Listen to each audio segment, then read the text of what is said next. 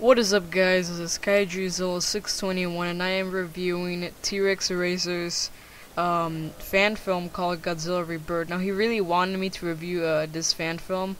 I've seen other ones he's done, it's pretty good. He's one of my good YouTube friends. And yeah, let's just get started with the review. It starts out with this guy talking about the destruction of Godzilla and what he caused, kind of like a speech. It looks like a 1954 because it's black and white. And the music's pretty good. So then, I think it's the main guy is a colonel, and then he got discharged because he's trying to tell the general that there's these readings in the Arctic, and he doesn't believe him. And then after he tells him once again, he fires him.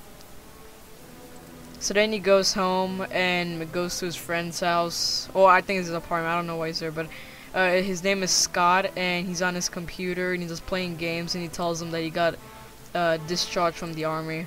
And the thing I like about this movie is that it has like a human story. Like, they have more backgrounds and origins. Like with Scott, he has I think his sister's disabled, and I think their dad left them since they were 1 or something, I think. Yeah, the dad left them when he was 1. So then they're just talking, and then the colonel tries to find out about the readings, so he goes on his computer and trying to find live recordings of the vibrations in the Arctic. So meanwhile in the army head HQ, then the general gets a phone call. I'm trying to skim through this, guy, so then they get a distress call from the Pacific Ocean that there's something there. So then it's this Pacific Ocean, and there's this battleship in the ocean.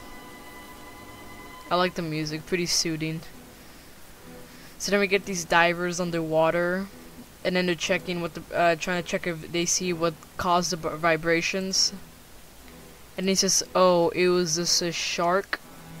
And then yeah, it's not. And then Godzilla's fins just go under the boat. It looks. I like the special effects. They look really good on this film. Then he's destroying the ship, and all this debris is falling. A really nice sequence. Then the people are falling in the water.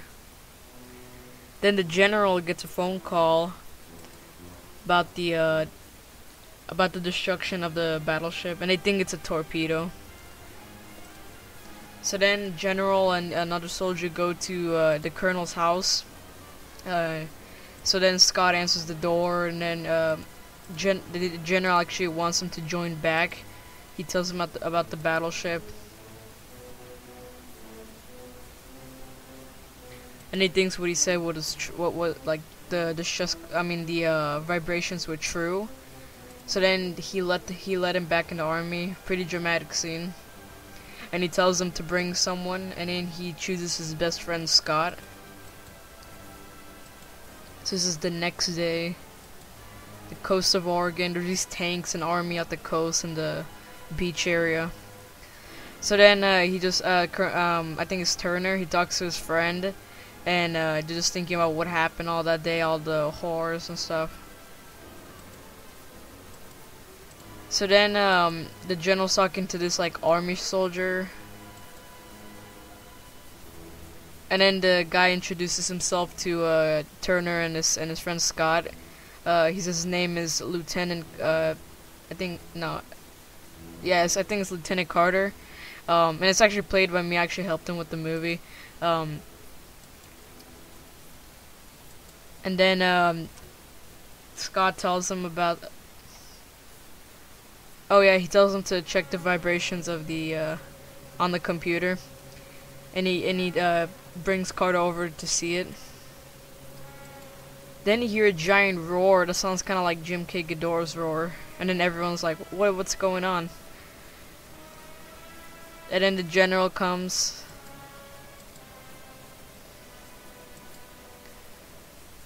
and then the general tells him to start working on a small nuclear fission bomb.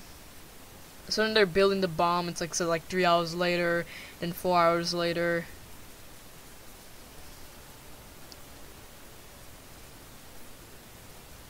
Pretty good.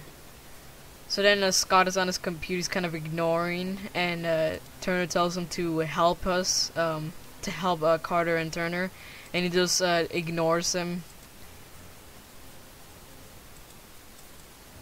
And then he tells him that, Scott tells him they shouldn't build a bomb because it's going to release radiation where the monster is, and it's going to make him powerful, kind of like Godzilla. And then they don't believe him. You're like, well, what's wrong with you? And then they just ignore him.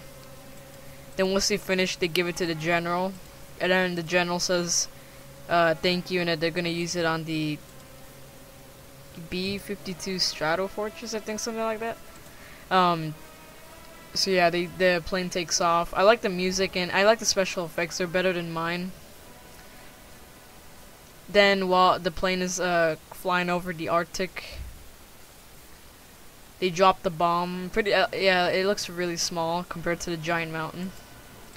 Then the giant explosion comes up and like the music changes, and I think you see a tiny glimpse of, I think it's Slices the name is, yeah. So that's the end to part 1. I really like the music. It's like those old kind of orchestra music, kind of like Jurassic Park, like the same kind of orchestra. So now we're going part 2, the finale.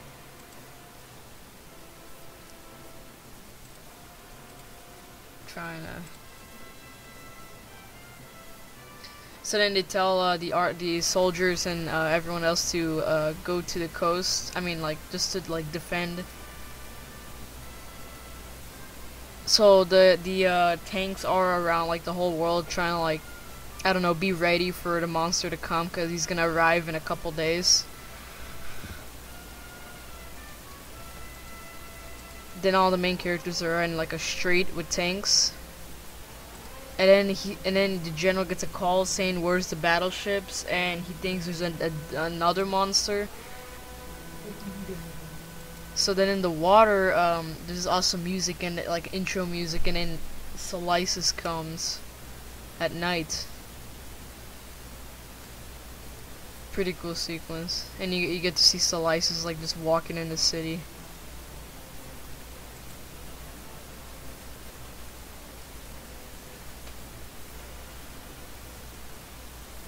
And then the Slices, like, Turner asks the an army man, and then the army man tells him that there's a monster code name Slices in LA. And then they need one of them to stay there and one of them to go to LA where the monster is. So then Scott stays there and Turner goes to, I think, LA. So then it kind of looks like Biollante, like it kind of reminds me because he has these plant things. I think it's only one plant thing. Yeah, it looks really cool monster. I like the design. It's made out of clay, so it's not the best creation clay, but it's pretty good. I like it. So we're in San Francisco Bay, and then they show all the battleships that were destroyed that the general said he got a phone call of. So then Godzilla comes up, and it kind of looks like 2014 Godzilla. He starts breaking the Golden Gate Bridge. Looks really awesome. It's 1984 Godzilla, and it's the NECA one. That's the one that comes out in this movie. Looks really awesome. He's breaking the bridge. And all the sets are he made them himself, so that's the thing I really like about this movie. So then after he breaks him, Turner is waiting at some, I think, helicopter pad, and the helicopter arrives to take him to LA. So then Slices is waiting in LA, and Godzilla comes, and it kind of looks like the Hawaii scene in 2014 Godzilla, where like it pans up Godzilla and it has the same music. Looks really awesome. And then the plant thing kind of attacks Godzilla, and the cool thing about this monster Slices is that he has this freezing ability where he like spits fire, but instead it's ice, and it like freezes everything, like planes fall when he gets hit. Then he shoots the ice thing on Godzilla, and it kind of freezes his shoulder up, and then he like rubs it off. Really awesome fight sequence, and I like it because then Godzilla like takes chunks out of Slices, and like the skin and blood is like falling from, I don't know, it kind of looks like blood, like the chunk of skin he took off Slices. Really cool. So then, just the music suddenly stops and Slice, I think, like kind of kills Godzilla, like he stabs him. So then Slice is walking away, and out of nowhere, Godzilla comes, grabs Slices, and does the awesome kiss of death on Slices, and like rips his head up from his body. Looks really awesome. And then he roars. So it kind of looks like the scene at the end of 2014 Godzilla, where all the tanks and stuff are destroyed, cars turned, debris everywhere. A lot of people died. So then Carter and Turner are left, and they're like thinking what they're gonna do. I think Scott died, sadly. And then he doesn't think Godzilla's dead. Like Godzilla fell on the floor before the other day. So they're like, what are we gonna do to stop it? And then Turner says he got an idea to erupt Mount Hood. It's like a mountain volcano, so the lava can burn Godzilla up. So then it cuts out, and then it goes to a scene. In my opinion, it kind of looked really funny when I first saw it. It kind of looks like a random guy just went up on stage just giving a whole speech about like what Godzilla and everything. It's pretty funny, but then it's a pretty good speech, and you have the Battlefield 4 theme in the background. And it just gives a speech like about what happened and all the people who died, the soldiers and the brave souls. Pretty long speech, and then everyone claps. I found it funny because it looks like his costume looks like a random guy just went on saying, "Oh, I'm gonna give a speech," and then everyone claps. But it's really good, and then there it goes. Then Godzilla Rebirth comes out. So yeah, that's pretty much it for the movies. It's Trexrazor as Nick Turner, Matt Kaiju as Scott, Kaijuzilla 621 as Carter. Totally not me. And Space Wing Cynthia Utz and Gojira 5400. So yeah, that's pretty much it for this movie. It was really good, actually. I liked it. Yeah, it was a pretty good film. What I say you could improve on are possibly the sets, because I think you made a lot of stuff out of the clay, like a computer, a table, and stuff. The characters are perfect. Like I think the sound effects and everything are perfect. So yeah, I know he's gonna make another one. He told me. I can't wait. I hope I can be in that one too, and he can be in mine too. But yeah, I give it a 9 out of 10. Hope to be part of more in your films, T-Rex. So yeah, that's pretty much it for this review. This is Kaijuzilla 621 signing out.